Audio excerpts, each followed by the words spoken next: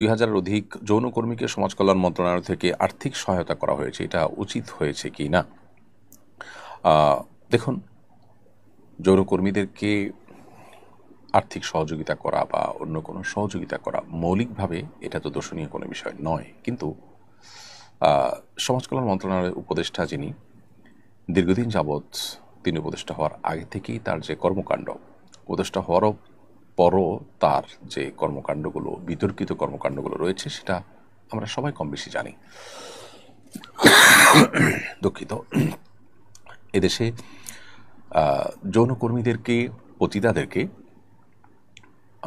পুনর্বাসন করা, তাদেরকে সুন্দর এবং সুস্থ স্বাভাবিক একটা জীবন উপহার দেওয়ার প্রচেষ্টা না করে বরং তারা যে বিভিন্ন রকমের দালালদের খপ্পরে পড়ে ভুল পথে এসেছেন, সেই পথেই তাদেরকে টিকিয়ে রাখার জন্য তিনি কাজ করছেন।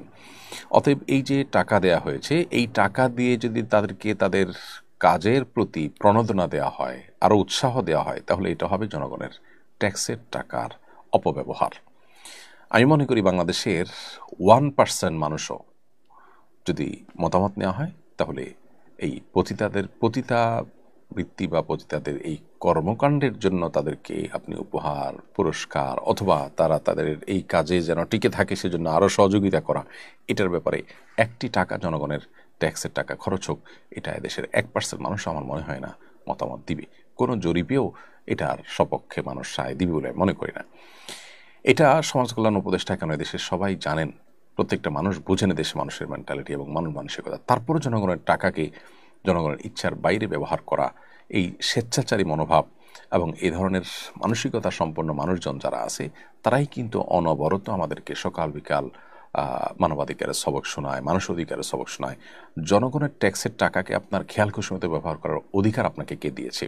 এদেশের মানুষ কি পতিতাবৃত্তিকে পছন্দ করে না ঘৃণা করে? যদি ঘৃণা করে, তাহলে জনগণের ট্যাক্সের টাকাকে তাদের ঘৃণার কাজে আপনি ব্যয় করতে পারেন না। তবে হ্যাঁ, আপনি যদি পতিতাদের পুনর্বাসন করার জন্য টাকা দেন এবং তাদেরকে সেখান থেকে উদ্ধার করে তাদেরকে সুন্দর একটা জীবন যাপন করার সুযোগ করে দেন, একটা চাকরি ব্যবস্থা করে দেন, থাকা খাওয়ার ব্যবস্থা করে দেন, এদেশের কোনো মানুষ সেখানে ভিন্ন মত পোষণ করবে না। প্রত্যেকটা মানুষ সেখানে সাধুবাদ জানাবে। সমাজ কল্যাণ উপদেষ্টা এদেশের সবচেয়ে বিতর্কিত মানুষগুলোর মধ্যে থেকে একটি। সমকামিতার মতো অপরাধ, যেটি প্রচলিত আইনে অপরাধ হিসেবে উল্লেখ করা রয়েছে এবং শাস্তিযোগ্য অপরাধ হিসাবে রীতিমতো আইনে রয়েছে, সেই বিষয়টিকে নরমালাইজ করার জন্য তিনি চেষ্টা করছেন।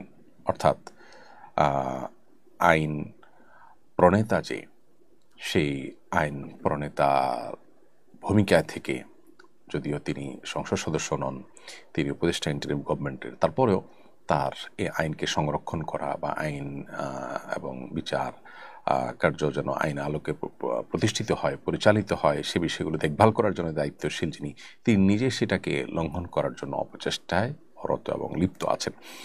তো এরকম একজন মানুষ দ্বারায় এই যে আপনার পতিতাদের মধ্যে জনগণের ট্যাক্সের টাকা বিতরণ করার উদ্যোগ নেওয়া হয়েছে, সেটা সন্দেহাতীতভাবে আপনার সমালোচনাযোগ্য এবং সেটা সন্দেহাতীতভাবে জনগণের ট্যাক্সের টাকাকে নিজের খেয়াল খুশি মতো, নিজের যে মানসিকতা তিনি সারা জীবন লালন করেছেন, দেশে পতিতার সংখ্যা বাড়ানোর জন্য যারা কাজ করছেন, তাদের সেই দালালদের কাজটাকে যেন তিনি আরও সাহায্য করলেন এবং তাদের কাজটাকে যেন আরও বেশি তিনি প্রমোশন করলেন এবং সেটাকে আরও যেন টাকা পয়সা দিয়ে এস্টাবলিশ করার চেষ্টা করলেন। বিধায় সন্দেহাতীতভাবে এটা নিন্দনীয় কাজ এবং এ ধরনের নিন্দনীয় কাজ তিনি অনবরত করে যাচ্ছেন। কি যোগ্যতায় তিনি এই পদে এসেছেন সেটা একমাত্র তিনি জানেন এবং যারা তাকে বসিয়েছেন তারা বলতে পারবেন।